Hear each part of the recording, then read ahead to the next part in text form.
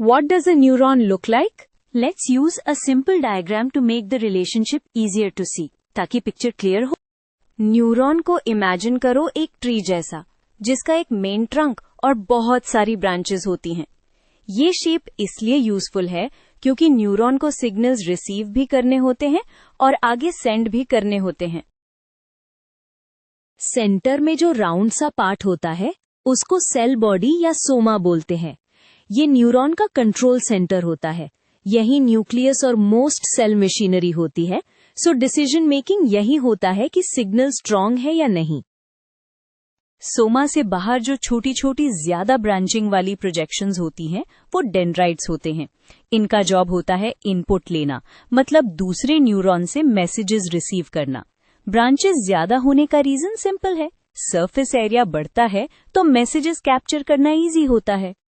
अब एक long single projection होती है जिसे एक्सॉन बोलते हैं। ये आउटपुट वायर जैसा होता है जहां से न्यूरॉन अपना मैसेज आगे भेजता है। एक ही लॉन्ग एक्सॉन होने का पॉइंट ये है कि सिग्नल को डायरेक्शन मिल जाए और दूर तक फास्ट ट्रैवल कर सके। कई न्यूरॉन्स के एक्सॉन के अराउंड इंसुलेशन जैसा कवरिंग होता है जिसे माइलिन शीथ बोलते हैं। इसको आप एक इलेक्ट्रिक वायर के प्लास्टिक कोटिंग जैसा सोच सकते हो। स्पीड बढ़ती है और सिग्नल लॉस कम होता है। हर न्यूरॉन में माइलिन जरूरी नहीं, बट जहां फास्ट सिग्नलिंग चाहिए वहां कॉमन होता है।